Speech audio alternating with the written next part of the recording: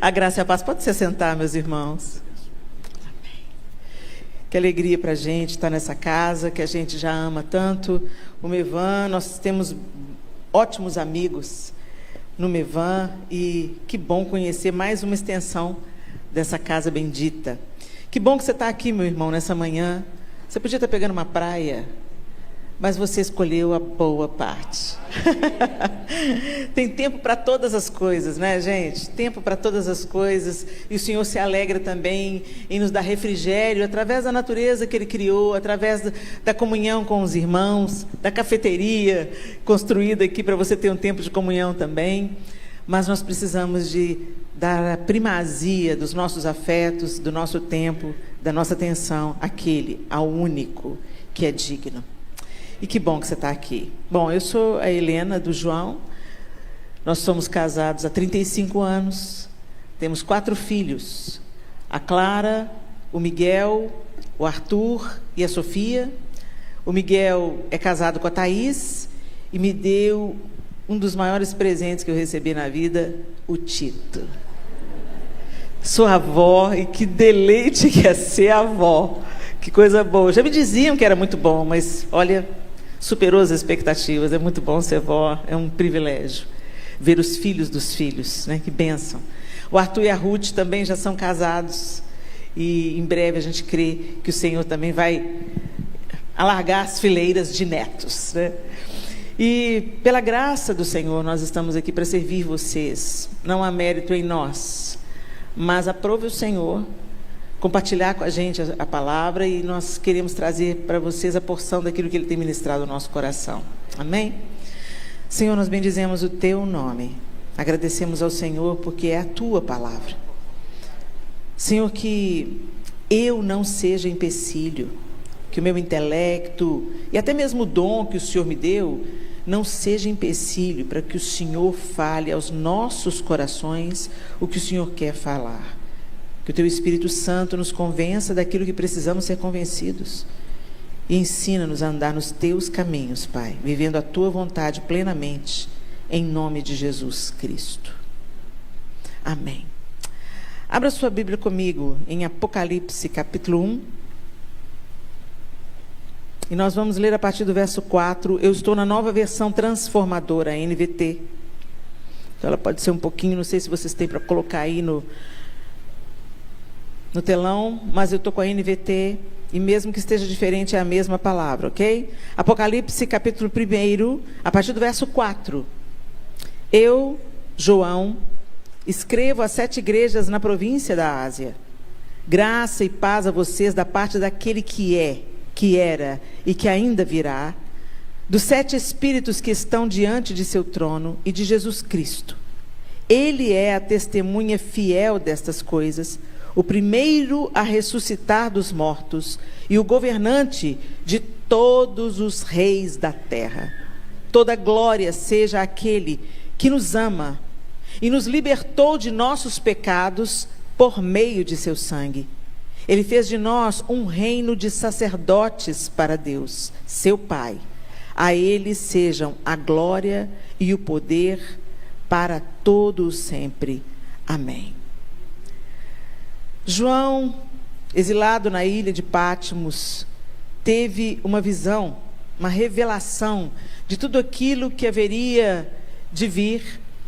E o próprio Jesus, se manifestando a ele, fala: escreve o que eu vou te mostrar, e envia às igrejas na província da Ásia. As 7 igrejas que a gente fala, as 7 igrejas do Apocalipse, né, que eram bem específicas, eram igrejas que não eram templos, como a gente pensa, mas as igrejas eram o grupo de irmãos que criam e moravam naquela cidade. Por isso que está a igreja em Colossos, a igreja em Filadélfia, a igreja, né, enfim...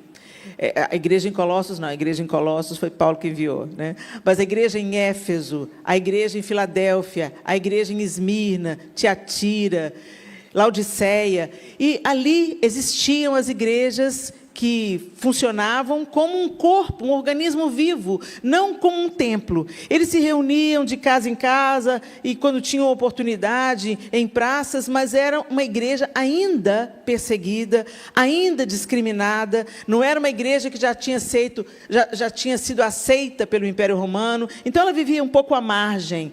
Mas Jesus já estava lidando com essa igreja, com esse povo reunido. É bom a gente pensar nisso, porque o Senhor não lida com paredes. A estrutura é muito maravilhosa, né? Nos dá um certo conforto. Mas a igreja do Senhor não é estrutura. Não é o tamanho do templo, não é a cadeira que você senta, isso não é igreja. E isso é um lugar físico que acomoda a igreja. Nós somos a igreja de Jesus Cristo. Aqueles que creem no seu nome, aqueles que foram selados pelo Espírito Santo, convencidos da justiça, do pecado, do juízo, entendemos que precisávamos ser reconciliados com Deus Pai, sem o qual nós não podemos viver. E sem Jesus Cristo seria impossível essa reconciliação pelos nossos próprios méritos. E aqueles que entendem isso, entregaram seus corações, suas vidas novamente ao governo, submeteram suas vidas ao governo daquele que reina eternamente, somos feitos igreja. Não somos igreja sozinhos. Não adianta você falar assim, não, eu vou ser igreja na minha casa, porque a igreja está muito difícil. Difícil também você é. A igreja é difícil, inclusive, pela nossa participação, né? A nossa humanidade, ela esbarra com a humanidade do outro, e aí, de vez em quando, dá uns choques, né? Mas isso é maravilhoso, porque é através disso aí que você vai desenvolver a humildade, o domínio próprio, né? A longanimidade. O fruto do Espírito é formado em nós através da vida prática, das experiências práticas, da nossa convivência com o Senhor, do nosso relacionamento íntimo com Ele, que vai se derramar no horizontal, primeiro vertical, e ele se derrama no horizontal. Se a gente está bem com Deus, a gente vai estar bem com o nosso próximo. E se você não está bem com o seu próximo, significa que você não está bem com Deus. Vocês entenderam isso? Caim não podia matar Deus. Então ele foi e matou Abel. E muitas pessoas que, às vezes você pensa que a sua raiva é do irmão. Não. É porque você está brigado com Deus, seu relacionamento com Deus está interrompido. Tem um ruído aí no seu relacionamento com Deus, e isso reflete nos seus relacionamentos interpessoais. Agora, se você está em paz com Deus, se você está caminhando segundo a vontade de Deus, todos os outros relacionamentos vão chegar nos seus devidos lugares. Ainda que não sejam perfeitos, ainda que não sejam plenos, eles vão ser saudáveis. Você não precisa de atravessar a rua quando vê o irmão. Você não precisa de fugir do irmão. Você não precisa falar, eu não vou lá não, porque me decepcionou. Ô, gente, decepcionou porque você criou expectativa. Coloque suas expectativas no eterno, né? E entenda que nós devemos sim, eu não quero fugir da minha responsabilidade não. Eu quero falar como o apóstolo Paulo falou, sejam meus imitadores, como eu sou de Cristo.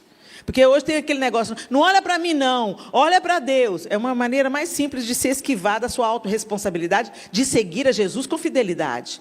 Porque enquanto seguimos a Jesus com fidelidade, refletimos a glória dele.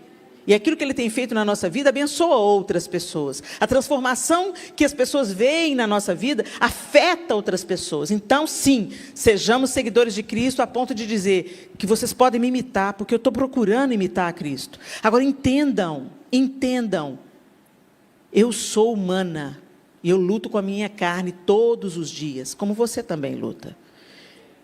Como nós somos perdoados por aquele que não tem defeitos, quem somos nós para não perdoar? Não é assim? Então, para nós só somos igreja quando nós temos uma relação uns com os outros. Eu gosto dessa palavra, uns com os outros. Amai-vos uns aos outros. Não há igreja sem esse senso de comunidade, de mutualidade. Dito isso, as cartas estão sendo enviadas, então, às igrejas, cada uma na sua dificuldade, cada uma vivendo os seus desafios. Para uma igreja, o Senhor, apenas para uma das 7 igrejas, o Senhor só tem elogios. Para as outras 6 igrejas, Jesus tem elogios, mas Ele também tem duras críticas. E principalmente a igreja em Laodiceia, Ele é Ele pega pesado. Mas sabe o que é lindo, gente, Jesus pegar pesado? É porque ainda tem esperança. Quando o Senhor está pegando pesado com a gente, quando Ele está confrontando o nosso pecado, quando Ele está nos deixando perceber o quanto nós ainda precisamos caminhar, não é para te acusar, é completamente diferente. A acusação, ela produz uma tristeza, que produz depressão, que produz afastamento e isolamento. Já a obra do Espírito em nós, ela promove arrependimento, conserto, reconciliação com Deus e com os irmãos. Então é completamente diferente. Jesus está enviando as cartas às igrejas, que quando você vai ler e estudar as cartas das igrejas da Ásia, você vê que tem tudo a ver com a gente hoje no século 21. Mas algo me chama a atenção nesse texto. E ele se apresenta dizendo: eu, João, escrevo às 7 igrejas na província da Ásia. Ele dá a graça e a paz e ele glorifica o Senhor. Toda a glória seja aquele que nos ama. Ele está escrevendo para a igreja, ele vai escrever coisas duras, mas ele está lembrando a essas igrejas. Ele nos ama e nos libertou de nossos pecados por meio de seu sangue. E ele fez de nós um reino de sacerdotes para Deus. No capítulo 5 de Apocalipse, você não precisa de abrir não, no capítulo 5, no verso 9 e 10, diz assim: e entoavam um cântico novo com essas palavras: tu és digno de receber o livro, abrir os selos e lê-lo, pois foste sacrificado e com teu sangue compraste para Deus pessoas de toda tribo, língua, povo e nação. Tu fizeste delas um reino de sacerdotes para o nosso Deus, e elas reinarão sobre a terra. Jesus fez de nós, meus irmãos, reis e sacerdotes. Mas em que contexto? Quando a gente escuta essa palavra, o Senhor me fez rei, né? Quando a gente pensa... o que está falando lá em Romanos 5,17, os que recebem a abundância da graça e do dom da justiça reinarão em vida, por meio de um só Jesus Cristo. O pessoal gosta do reinarão em vida, mas se esquece do por meio de Jesus Cristo. Nós não reinamos como reinam os reinos do mundo. Nós não caminhamos como caminham os reis dessa terra. Nós caminhamos sabendo que o domínio, o reinado que nos foi entregue é de amor, de graça, de misericórdia e de serviço. Foi exatamente o modelo que Jesus nos deixou. Ele, sendo o rei de toda a terra, se esvaziou, assumindo a forma humana, e humilhou a si mesmo, e morreu a morte mais humilhante que tinha para morrer, morte de cruz. E foi por isso que Deus o exaltou soberanamente e lhe deu o nome, que é sobre todo nome.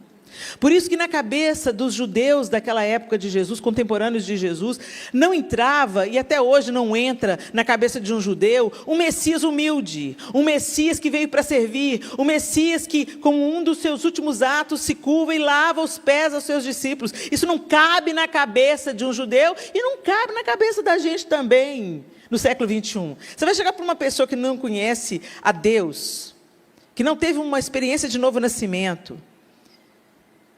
ela despreza o que é humilde. Ela despreza o que é simples. A gente quer ser poderoso na terra.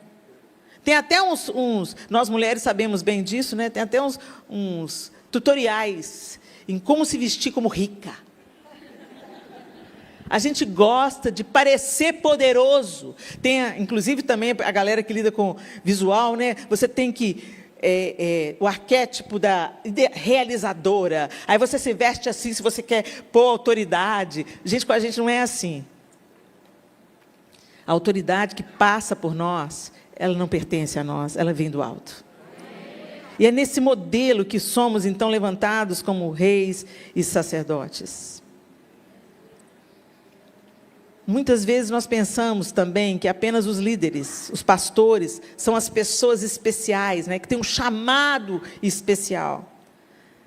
Mas a palavra de Deus é clara: todo aquele que foi alcançado por Cristo recebeu uma nova identidade. A gente também gosta de fazer isso porque também transfere responsabilidade. Nós não assumimos o nosso lugar de reino e sacerdotes. E aí a gente transfere a responsabilidade para alguém. A gente vê, eu gosto muito de dar esse exemplo, e eu não sei porquê, mas é um exemplo que sempre me vem na cabeça. Às vezes a gente está sentado lá nos últimos lugares da igreja. Inclusive porque quando acabar o culto a gente quer sair logo, não quer muito interagir. Gente, a igreja não é o supermercado que você vem pegar o que te interessa. Essa ideia de consumidores da igreja tem que morrer no meio da igreja do século 21 brasileira. Você não vem na igreja por aquilo que ela pode te oferecer. Você vem na igreja para o que você vai somar com ela. Você não vem para receber, você vem para dar. Porque mais bem-aventurada coisa é dar do que receber. E nós partilhamos, eu coopero com o meu pouquinho, você coopera com o seu pouquinho, e assim, uns com os outros, somos fortalecidos, encorajados mutuamente, e transbordamos para além dessas paredes. Uma igreja forte não é uma igreja apenas que é feita de pessoas que consomem. Ah, que luz bacana. Ô, gente, a hora do louvor não é a hora de você assistir, é a hora de você adorar. Mas a gente gosta, sabe, de, deixa eu ver, gostei, olha, telão, gostei. A música é boa, hein? Afinados, gostei. Como é que é o Kids aqui? Deixa eu ver. O Kids está ruim? Vai lá melhorar ele. Põe a mão na massa. Está ruim para você? Está ruim para o outro também. Então vamos lá. O pastor tem que fazer tudo? Uma família saudável não é um pai e uma mãe com toda a carga nas costas e os filhos folgando. Eu tenho 4 filhos, eu sei o que é. Você está lavando, passando, cozinhando, e os meninos só no videogame. Não. Espera aí, você também faz parte da família? Então vem aqui, querido, vai lá, passa um pano no chão lá para mim. Você recolhe a roupa, você é tempo de passar, hoje é o seu dia da cozinha. É parceria. Porque se você ficar, sabe, dando proteção para os seus filhos e deixando eles folgarem, deixa eu te falar, você dá folga, mas a vida não dá. E eles vão se tornar funcionários, relapsos, prolixos, procrastinadores, incompetentes. Se a gente não pode pegar uma vassoura, também não podemos pegar no microfone. É simples assim, gente.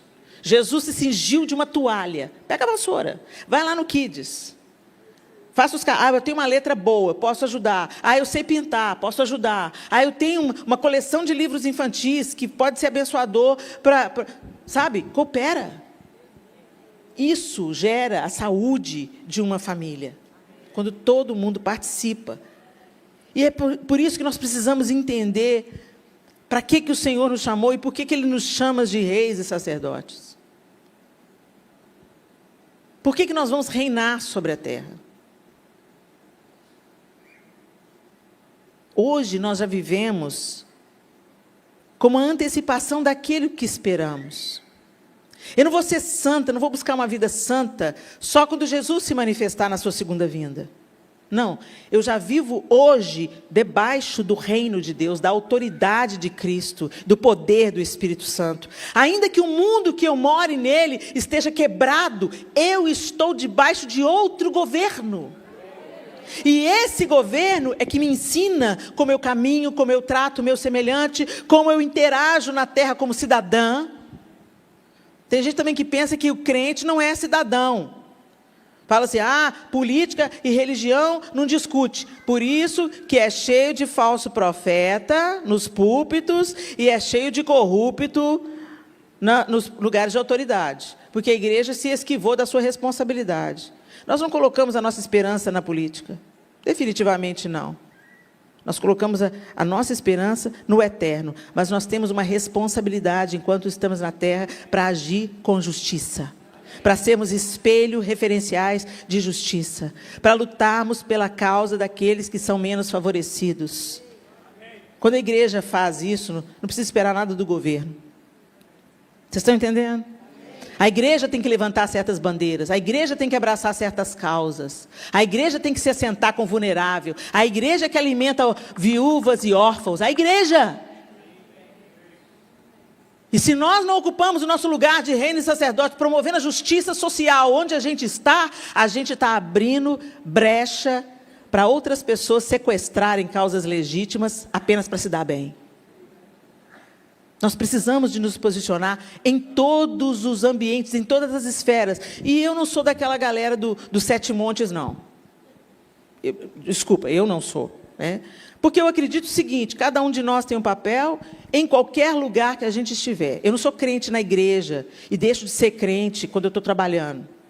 A gente tem que parar de compartimentar a vida. A minha vida na igreja, a minha vida no trabalho, a minha vida na faculdade, a minha vida dentro de casa. Não, Jesus te comprou para você andar comprada, selada pelo Espírito Santo em qualquer lugar que você esteja. Então, onde você entra, você transforma.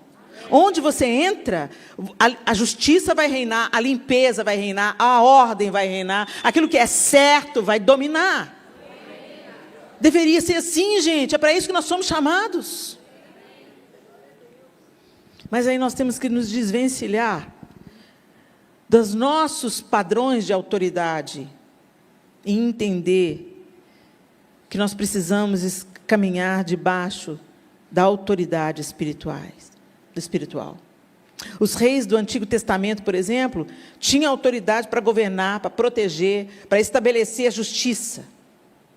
Hoje, como filhos de Deus, nós somos chamados a exercer essa autoridade espiritual. A autoridade espiritual que nós temos em Cristo, gente, não é só para expulsar demônio, não. A autoridade espiritual que nós temos em Cristo é para transformar o ambiente quando a gente entra nele. Intimidar o inferno. E não, olha lá, já acordou. Essa maldita abriu o olho de novo, esse maldito acordou. Aquele lá de cima vai usar. Que raiva! É a igreja que as portas do inferno não prevalecerão contra ela. E porta é a arma de defesa. Então significa que se as portas do inferno não prevalecerão contra a igreja, significa que a igreja é que está arrombando a porta do inferno e saqueando o inferno. E isso não acontece, gente, nos nossos cultos triunfalistas, onde a gente marcha, o poeirão sobe, e a gente decreta, e pá. Não. Acontece lá no seu serviço, quando está rolando uma injustiça, e você entra para resolver. Quando está faltando alguma coisa para a sua vizinha, e você mobiliza pessoas para ajudar o tratamento de câncer dela. Promova a justiça. Promova o que é certo. Faça o que é certo. Quando o Senhor dá ao homem domínio sobre a criação, não é o domínio de abusar. Essa palavra, quando fala domínio, nos dá uma coisa ruim, né? Estou debaixo do domínio. Mas é como tudo na vida, pela queda, foi distorcido. Quando fala de domínio, fala de cuidado, fala de proteção, fala de zelo. Eu protejo aquilo que me foi confiado para dominar. Quando Deus fala, domine sobre a terra, Ele está falando para o homem, cuida da terra, protege a terra, zela pela terra. Ele não está falando, destrói a terra, entrega para Satanás. Deus entrega a terra aos homens, e os homens entregam a Satanás. E é nesse contexto que a gente está aqui hoje. Mas não estamos debaixo do governo daquele que governa o mundo. Estamos debaixo do governo daquele que reinará eternamente. O trono foi usurpado por Satanás. E é nesse cenário de dificuldade é que nós vamos manifestar o poder de Deus, até que Ele venha e todas as coisas sejam restauradas definitivamente. Você foi chamado para reinar. Mas reinar sobre o quê, Helena? Reinar sobre o pecado. Reinar sobre o medo. Reinar sobre as obras do inimigo. Você pode colocar aí para a gente no telão? Romanos 6,14. Romanos 6,14. O pecado não é mais seu senhor, pois vocês já não vivem sob a lei, mas sob a graça de Deus. Ele não é mais, eu não sou governada pela minha vontade, Eu não sou governada pelo meu prazer, pelas minhas inclinações. Eu sou governada pelo Espírito Santo. Então o Senhor te deu poder e autoridade para reinar sobre o pecado, e não o pecado reinar sobre você. As pessoas falam assim: oh Deus, eu nasci com essa inclinação, com essa tendência, tira isso de mim. Deus não vai tirar não, gente. É você que tem que renunciar. Por isso que Jesus falou: quem quiser vir após mim, negue-se a si mesmo. Jesus teve que negar a si mesmo. Ele se esvaziou da sua glória e vestiu a nossa roupa. E você quer seguir Jesus, mas não quer entrar num processo de autonegação e autoesvaziamento, não. Ah, mas eu nasci assim. Por isso que você tem que nascer de novo, querido. Se você já nascesse bom, não precisava de nascer de novo. Se você já nascesse completo, não precisava de nascer de novo. Você precisa de novo nascimento porque você nasceu pecador, miserável, inclinado a tudo que é mal. Para a gente pecar, não precisa fazer força, é só tira a mão, tira o pé do freio. Tira todos os padrões morais, tira. Deixa para lá, vai viver a sua vida, a vida é louca. Agora, para negar você mesmo já é tua história. E você faz isso porque você ama. Você não faz isso porque você tem medo do inferno, da condenação. O medo do inferno não mantém a gente santo, não. Você faz isso porque você entendeu o amor com que você foi amado, com que você é amado. E você corresponde a esse amor. Eu não quero nada que me separe do meu amor. Por isso eu reino sobre o pecado e não mais ele reina sobre mim. 2 Timóteo 1,7. Você pode colocar para a gente? 2 Timóteo 1,7. Pois Deus não nos deu um espírito que produz temor e covardia, mas sim que nos dá poder, amor e autocontrole. Deus nos deu o espírito. Para quê? Para que nós reinemos sobre o medo, sobre a covardia. Quantos de nós recuam diante das oposições, diante do cancelamento virtual? Eu não vou falar isso na minha rede social, que o pessoal que me segue vai se sentir desrespeitado. Gente, o diabo está metendo o pé na porta. Ele não respeita nada, não respeita ninguém. Antes ele se escondia, se esquivava, disfarçava mais. Hoje o diabo está mostrando a cara e os dentes. A gente está, cara a cara com ele todo dia. Ele está acabando com o ser humano. Ele está deformando o ser humano. Nossa luta não é contra carne e sangue. Não é aquela pessoa difícil, não é aquela pessoa que está endemoniada, que está com uma atitude horrível, que está com uma escolhas desastrosas. Ela não é nosso inimigo. O inimigo das nossas almas é aquela pessoa que tem aprisionado, aquele que tem aprisionado essas pessoas no pecado e na maldade. Mas a gente é tão polido para confrontar o inferno e as obras das trevas. Nós somos tão polidos. Mas quando você vai ver no fundo dessa polidez toda, está medo. Eu não vou mexer com isso não. Melhor não, vai render. Não, vão me cancelar. Vão me excluir. Bem-aventurado você será quando mentindo disserem todo mal contra você. Bem-aventurado quando vocês forem perseguidos por causa do meu nome. Jesus não falou que talvez nós seríamos. Ele falou que se nós fizermos o que é certo, nós seremos perseguidos, incompreendidos, rejeitados. Em alguns contextos, presos e mortos. A gente no Ocidente, é difícil para a gente entender isso, mas os nossos irmãos lá no Oriente Médio sabem muito bem o que é isso. Eles são degolados por crer em Jesus. A gente gosta muito do posso todas as coisas naquele que me fortalece, mas a gente esquece dos versículos anteriores. Ele estava preso. Ele estava preso. Eu posso padecer necessidade, eu posso ter muito, eu posso ser honrado, esquecido, eu posso todas as coisas naquele que me fortalece. Por isso, nós temos que saber que essa autoridade espiritual que vem sobre nós, para nós governarmos, para nós reinarmos sobre o pecado, sobre o medo, sobre as obras do diabo, isso não está em nós. Nos foi outorgado pelo Senhor a responsabilidade nisso. E a confiança plena nisso. Nós precisamos de confiar que o Senhor é maior em nós. E que nenhum fio do nosso cabelo vai cair sem a permissão dEle. O Senhor nunca falou que seria fácil. Nunca falou, muito pelo contrário. No mundo vocês terão aflições. Mas tende bom ânimo.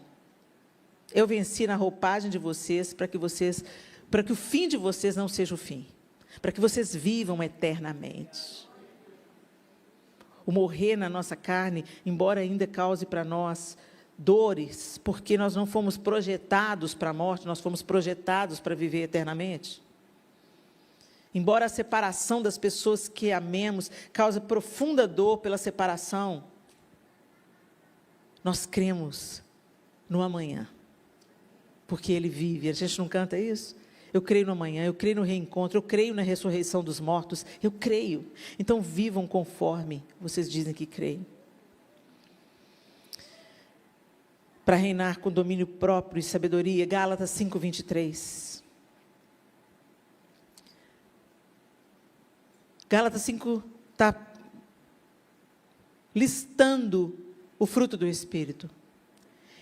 E esses aí, mansidão e domínio próprio, são os últimos frutos, gomos do fruto que está sendo citado. Mansidão e domínio próprio. Mas espera aí, a gente vai reinar com mansidão?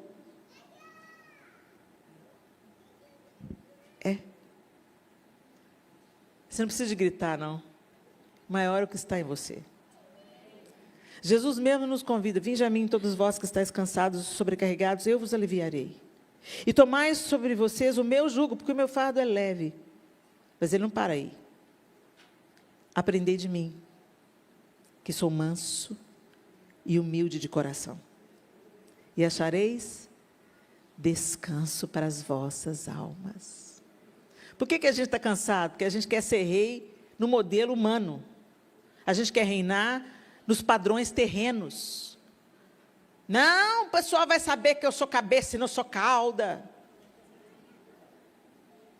Jesus se esvaziou, lavou os pés imundos daqueles discípulos, inclusive de Judas e de Pedro. Mas a gente quer outro modelo. Gente, o mundo não é o nosso padrão. A glória humana não é o nosso padrão. A cobiça pelos bens materiais não é o nosso padrão. O dinheiro é nosso servo, não nosso senhor. Mas é outra coisa que a gente é bombardeado todo dia. Você tem que vencer na vida, você tem que prosperar, você tem que avançar. E de maneira nenhuma, gente, eu estou fazendo aqui uma apologia à preguiça, à acomodação. De maneira nenhuma, que vocês prosperem, mas não prosperem para tornar o nome de vocês conhecido, não prosperem para ostentar, prosperem para poder abençoar mais pessoas. Prosperem para ser resposta para a gente que nada tem. Domínio próprio e sabedoria. O Senhor quer que a gente reine com domínio próprio e sabedoria. Nós não somos apenas reis, somos também sacerdotes. O sacerdócio fala de acesso direto a Deus, fala de intercedermos, de estarmos na presença dEle, de rendermos a Ele sacrifício. No Antigo Testamento, gente, apenas os sacerdotes podiam entrar na presença de Deus. Vocês lembram a história de Saul, que Saul foi lá sacrificar? Não era para Saul sacrificar, quem fazia isso era Samuel, era o sacerdote. Isso não era a função do rei, era a função do sacerdote. Hoje nós temos a combinação dos dois. O Senhor nos chamou para reinar e sermos sacerdócio real. 1 Pedro 2,9, vamos relembrar esse texto que a maioria de nós sabe de cor. 1 Pedro 2,9. Vocês, porém, são povo escolhido, reino de sacerdotes, nação santa, propriedade exclusiva de Deus. Assim, vocês podem mostrar às pessoas como é admirável aquele que os chamou das trevas para a sua maravilhosa luz. Vocês entenderam? O sacerdote conecta o povo a Deus. Não traz o povo para si mesmo. O sacerdote que funciona no modelo de saúde, de solidez, de vida. Ele não está querendo atenção para ele, não. Ele não está querendo a glória para ele. Ele não está querendo se tornar o Deus das pessoas. Infelizmente, no nosso contexto contemporâneo, a gente vê muitos líderes querendo ser Deus. Muitos líderes agindo como gurus. Você não vai casar com ciclano, você vai casar com fulano. O pessoal vai comprar casa e fala assim: ô pastor, eu vim aqui para buscar uma resposta de Deus. É para eu comprar a casa ou não é para comprar a casa? Vai para Deus perguntar para Ele. Jesus é o único intermediário. Ele é o sumo sacerdote. Tem coisas que não é da nossa competência, gente. O sacerdote, ele apresenta aos outros a autoridade daquele que o chamou para o sacerdócio. E é aqui que o Senhor quer falar conosco. Vocês foram eleitos. A gente ama esse contexto no sentido, né? Põe aí de novo o versículo. Olha como é gostoso, né? Vocês, porém, são povo escolhido, reino de sacerdotes, nação santa, propriedade exclusiva de Deus. A gente gosta dessa parte, né? Nação santa, somos a igreja. É uma delícia cantar isso, né? Mas, volto a dizer, não é no padrão terreno. A perseguição não parou a igreja. De verdade, o Coliseu não parou a igreja, mas a rede social está parando. Só para lembrar que enquanto os irmãos morriam na boca do leão, a gente está perdendo o nosso tempo. Nunca lemos a Bíblia inteira, mas damos conta de tudo que está rolando aí. Todas as tretas, todos os barracos, os gospel, os não gospel. Você acha que Satanás é óbvio? Por que vocês acham que ele é chamado pai da mentira? O rei dos enganos. O engano é aquilo que parece legítimo, mas é falso. É aquilo que parece inofensivo, mas é mortal. O diabo não precisa te levar para a balada, meu irmão, nem para a prostituição. É só ele tirar a Bíblia da sua mão e colocar o celular. É bem mais simples hoje. Como sacerdote, nós precisamos nos achegar a Deus em oração. Hebreus 4,16. Assim, aproximemo-nos com toda confiança do trono da graça, onde receberemos misericórdia e encontraremos graça para nos ajudar quando for preciso. Nós não temos nada de nós mesmos. Como sacerdotes, nós nos aproximamos do trono da graça. Nós trazemos pessoas ao trono da graça, mas nós primeiro nos achegamos. Não adianta, meu irmão, você pode ganhar o mundo inteiro e perder a sua alma. O Senhor não quer que você apenas traga pessoas para Jesus. O Senhor quer que você viva diante dele, a fim de que, até de boca fechada, a vida dele seja tão transbordante em você, que você não vai precisar de pregar muito, não. As pessoas vão vir tirar o evangelho de você. Aqui, o que você tem, hein? Está tudo quebrando, você está com esse sorriso na cara. Aqui, o que você tem? O caos está instituído e você está aí dando glória a Deus? Ou então aquele que te ridiculariza na família, no trabalho, a coisa entorna, o caldo entorna para o lado dele. Aqui, fulano, você que é assim com ele, ora por mim. Eles sabem. As pessoas podem ridicularizar, zombar, mas eles sabem. E é por isso que muita gente se irrita com os crentes. Por quê? Porque um crente diante de Deus lembra para as pessoas que elas estão longe de Deus. E ninguém quer saber das suas próprias mazelas. Você quer evidenciar um prédio torto? Às vezes um prédio torto, ele é sutilmente torto. Você olhando assim ao olho nu, você não percebe que está torto. Mas quando você constrói um prédio reto do lado, o prédio reto evidencia o prédio torto. E é por isso que nós somos tão odiados. Eu não quero lembrar da família tradicional brasileira. Eu quero que a família se exploda. Por quê? Vai ver a história. Não teve uma família que cura, teve uma família que fere. Foi negligenciado, foi abandonado, foi abusado. Nós temos que contar para eles que Deus pode construir outra história. Que mesmo que ele não tenha recebido, Deus tem para dar. Que Deus pode curar as feridas que foram feitas na sua família.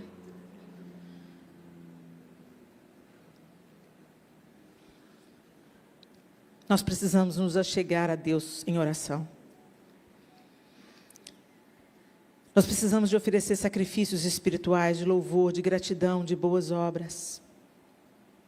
Por isso que eu insisto que a hora do louvor não é a hora de você assistir. Nem a hora de você pensar, não gosto dessa música não. A música não é para você não, bem, a música é para Deus. Bom, na maioria das vezes, porque de vez em quando tem umas músicas que é mais sobre mim do que sobre Deus. A gente fala mais da gente, do nosso ego, da nossa dor, do nosso triunfo, do que da glória de Deus. Gente, música é igual roupa, tem hora para tudo. Tem hora que você vai ouvir aquela música, gente, que vai te lembrar que você é amado por Deus, que Deus te pega no colo, que você é filho muito querido. É aquele dia que você está mal, você põe no talo no carro e chora e baba. E, oh, Deus, obrigado pelo seu amor. Te fortalece, te levanta. Maravilhoso. Mas você não vai de terno na praia. A hora da adoração a Deus não é a hora de você cantar como você é precioso, você é lindo, você é maravilhoso, como Deus te triunfou, como... A hora do louvor e da adoração, você fala, louvor e adoração. A eu? Não, a Ele. O diabo está roubando a adoração a Deus debaixo do nosso nariz, com a nossa autorização. Está colocando mais o olho no nosso próprio umbigo, na nossa dor ou no nosso triunfo, na nossa vitória. Tem a hora para tudo. Tem a hora de você cantar a vitória. Tem a hora, começou o culto, vamos abençoar uns aos outros, né? Então, beleza. Tem uma parte da congregação, do culto congregacional, onde você vai abençoar o seu irmão. Eu nunca entendi porque o pessoal canta. Que a bênção se derrame até 1000 gerações. Sua família. Gente, não é para cantar de olho fechado, nem erguendo a mão. É para cantar para o seu irmão. É para estender a mão sobre o seu irmão. Que a bênção se derrame até 1000 gerações, sua família e seus filhos e os filhos de seus filhos. É a música que você canta para o seu irmão, você ministra a ele. A gente está tão perdido, está fazendo a coisa tão no automático, que a gente meteu os pés pelas mãs. Música que é para cantar para o irmão, a gente canta para o alto. Música que é, na hora de cantar música para o alto, a gente canta música para a gente. Está uma bagunça. Ah, o que está pegando? Qual que é a modinha agora? Quais são as últimas modas, as mais tocadas na rádio? Não é isso que dirige a nossa lista de louvor, não, gente. É o que o Senhor quer ouvir hoje da sua igreja, Senhor? Como nós podemos te tributar honra, glória, louvor, majestade, gratidão? Isso é papel do sacerdócio. Adoração, louvor. Intercedemos pelas pessoas. Gente, tem um poder que flui da oração que você não faz ideia. E é bom até você não fazer, porque de repente seu coração enche de orgulho. Eu ouvi recentemente algo que me fez refletir bastante. A pessoa falou assim: o mundo jaz no maligno. De onde vem essa palavra? Da própria Escritura Sagrada. Então, Deus não tem autoridade sobre a terra? Ele tem todo o poder e toda a autoridade. Mas, nesse tempo que nós vivemos, Satanás está mandando. Porque os homens entregaram o poder a Satanás, porque escolheram permanecer no seu estado de queda. Eles amaram mais ao pecado do que amaram a Deus. Por isso que a igreja está sobre a terra, para ser o último fôlego, a única esperança de que as pessoas conheçam a Cristo. A gente está na terra para isso, para tornar o Senhor conhecido e mostrar para as pessoas que estão cegas pelo pecado que há uma nova vida e uma vida eterna, não uma vida de prazer temporários. E a coisa piorou muito de uns anos para cá. Satanás está sabendo que o tempo dele está acabando. Então ele quer arrastar o máximo de criaturas de Deus com ele, para um lugar que foi reservado para ele. O inferno não foi feito para a gente. O inferno foi feito para demônio. Mas ele vai querer tragar a gente. E aí alguém perguntou para aquela pessoa, mas peraí, mas e a soberania de Deus? Deus é soberano e Ele pode todas as coisas.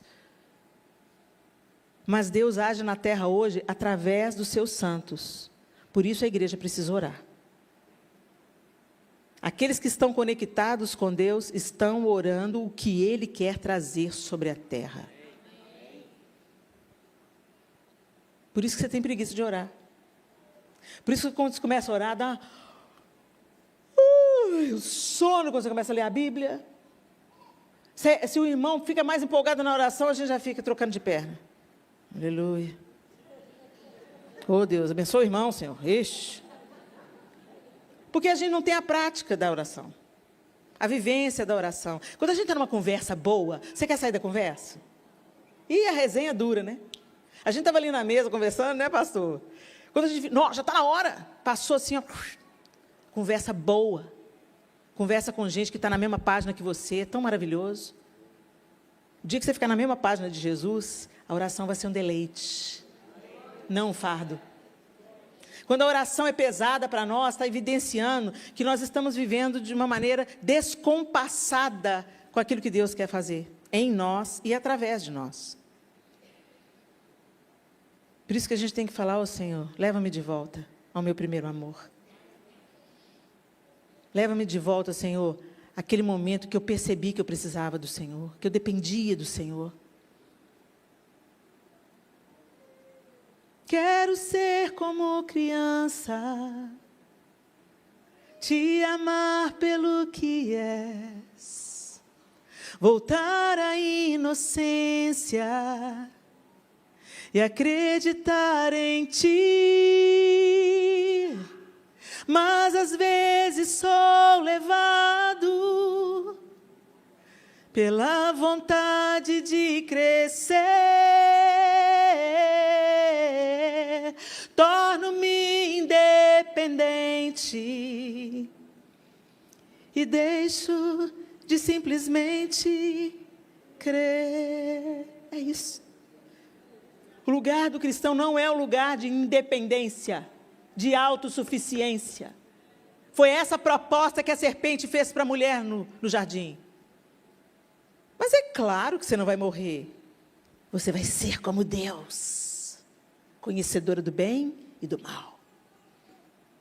O bem ela já conhecia. Ela já conhecia toda a bondade. Ela cobiçou ver o mal, saber do mal. E soube. E nós estamos sabendo até hoje. Então esse desejo de independência, de autossuficiência que a gente tem, isso não vem de Deus. Por isso que a igreja somos uns pelos outros. Nós precisamos uns dos outros. Tem coisa que eu não tenho que você tem. Tem pessoas que eu atinjo, mas você não atinge. E vice-versa. Tem pessoas que a sua voz vai alcançar, a minha não. E Deus faz isso com um propósito, para que nenhum de nós se ensoberbeça e saibamos que é tudo sobre Ele, para Ele. Por meio dEle. O Senhor nos chamou para sermos reis e sacerdotes. Interferirmos com justiça, com santidade, com graça, com favor, com acolhimento. Sermos a resposta num tempo de luta, de tempo de dores, num tempo de desgoverno. O mundo está desgovernado. Tanta guerra em tanto lugar, tanta miséria, tanta corrupção, tanta coisa estragada. Onde o homem põe a mão é tragédia. A gente vai zapear no canal, entra nas notícias, matou tanto, genocídio, a guerra tal. Esse é o tempo de nós entendermos a nossa vocação. Não espere dos outros o que o Senhor deu a você, a capacidade de ser e de agir. Não espere do pastor, da liderança, da diaconia. Tome o seu lugar na batalha, o seu lugar na trincheira de guerra. Seja uma bênção na sua rua, seja uma bênção na sua universidade, seja uma bênção no seu trabalho. Tem gente lá que Deus quer atingir através de você, e você está transferindo responsabilidade. Seja você uma bênção. Reine. Reine sobre o pecado, reine sobre o medo. Reine sobre a injustiça. Reine sobre a desordem. Onde eu chego vai ficar um lugar mais limpo, mais bonito, mais organizado.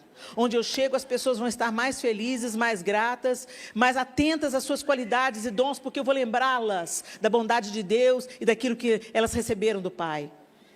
As pessoas vão ser mais curadas, porque eu vou lembrar a elas que há uma fonte de cura. Eu vou ser o abraço de Deus na vida delas. Reine.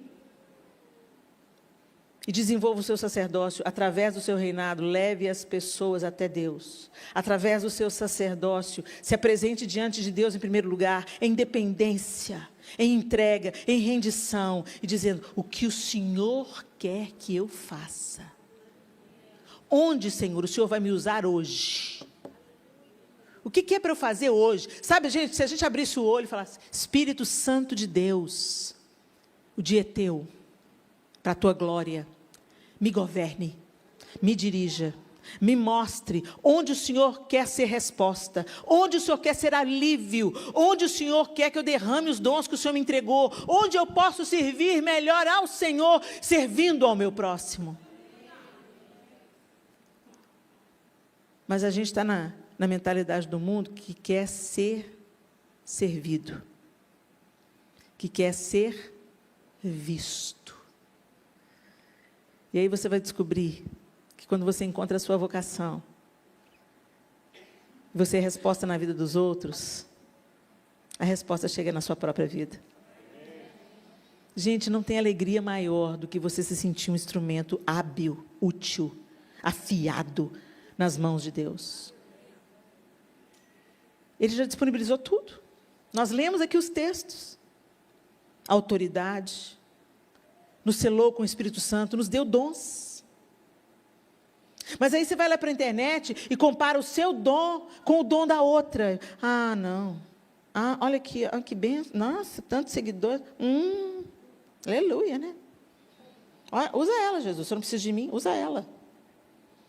Entre a inveja, a comparação, o desprezo por aquilo que Deus deu nas suas mãos. Você enterra, às vezes, o único talento que você recebeu. Se o Senhor te deu é um que hoje você consegue administrar. Mas isso não te torna menor do que ninguém. As malas maiores também são mais pesadas. Com a mochilinha, você entra em qualquer lugar. Você tem acesso e velocidade. Não despreze o que Deus colocou nas suas mãos. Não despreze. Porque Deus não precisa da armadura de Saul. Ele só precisa da pedra de Davi. Feche os seus olhos.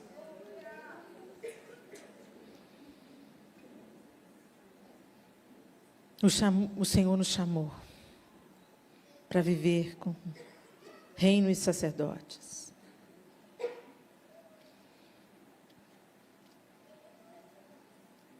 Interdependência e dependência dEle. Precisamos de entrarmos na mesma página que o Espírito Santo está, para esse tempo que nós vivemos. Precisamos de nos tornar uma influência no mundo natural. Precisamos desenvolver a nossa autoridade sobre o mundo espiritual.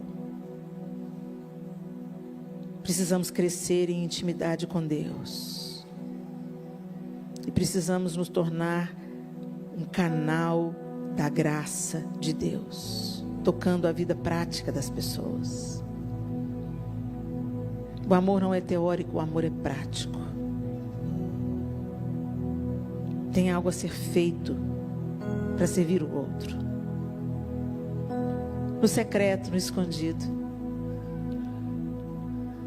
Não precisa de propaganda. Não precisa de mostrar no Instagram como você é piedoso. A verdadeira piedade não aparece. Ela é vista pelo Eterno. Ela parte de um coração motivado a agradar ao Rei dos Reis, Senhor dos Senhores, o sumo sacerdote. E não de impressionar pessoas que são tão falíveis e limitadas quanto nós somos. Que o nosso maior desejo, meus irmãos, seja viver a plenitude do plano de Deus para nós nessa terra, nesse tempo. Nós estamos nesse tempo com um propósito, mas estamos, muitos de nós, alienados daquilo que Deus quer fazer, distraídos, focados em outras coisas que não são eternas, são temporais. Em primeiro lugar, o reino de Deus, a sua justiça. As demais coisas serão acrescentadas. Cada coisa no seu lugar. Cada coisa no seu tempo. E hoje é tempo. Esse é o tempo de nós nos posicionarmos como reis e sacerdotes no padrão de Cristo, no modelo de Cristo e em Cristo. Senhor, nós estamos na Tua presença, conscientes dos nossos muitos limites, imperfeições, distrações, medos, inseguranças, comparações, invejas, orgulhos. E nós denunciamos o nosso pecado diante do Senhor, diante do Teu trono, te pedindo, invocando o sangue de Jesus sobre nós. Que o Teu sangue, Jesus, nos purifique de toda influência maligna que tem alcançado a nossa vida sem nós percebermos. Sutilmente vamos sendo engolidos por esse tempo, ao invés de nos tornarmos influência, somos influenciados. Nos perdoa, porque não foi para isso que o Senhor nos chamou.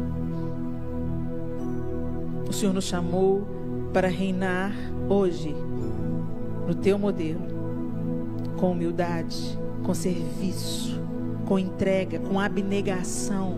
Esse é o Teu modelo de reinado, Jesus. O Senhor nos ensinou pelo exemplo, não só pelo ensino, pelo exemplo. E nós queremos nos cingir de toalhas e bacias e servir aqueles que precisam de refrigério, de cura, de transformação, de renovo, de comida no prato, de abraços, de ouvidos. Queremos reinar sobre o nosso ego, reinar sobre o pecado que nos assedia, reinar sobre o medo e a insegurança, reinar e não ser dominado por eles.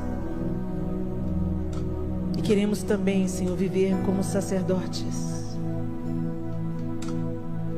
conectados ao Senhor, profundamente ligados ao Senhor, discernindo a sua voz, cumprindo a sua vontade, te adorando conforme o Senhor é digno de ser adorado.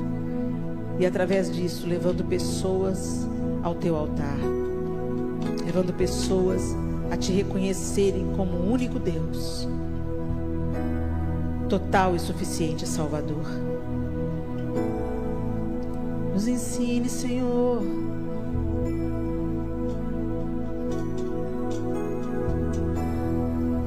nos ensine,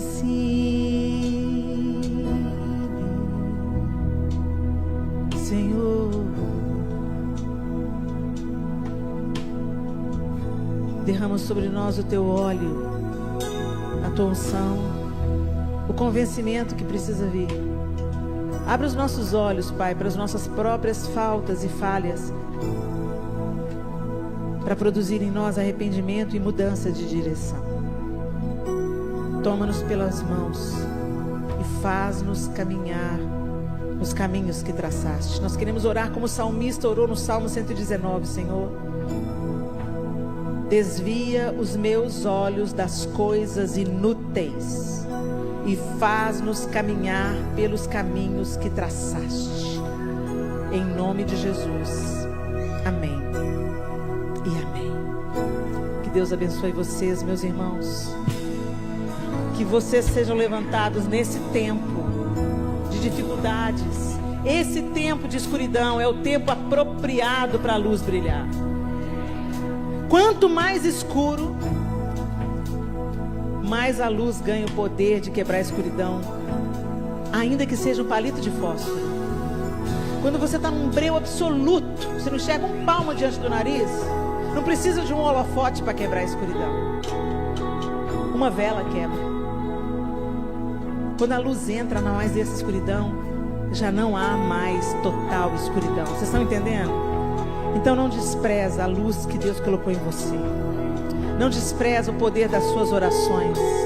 Não despreza as sementes de tempo, de abraço, de ouvidoria, de mensagem, de arrumar a cozinha da sua vizinha que está enferma de cama.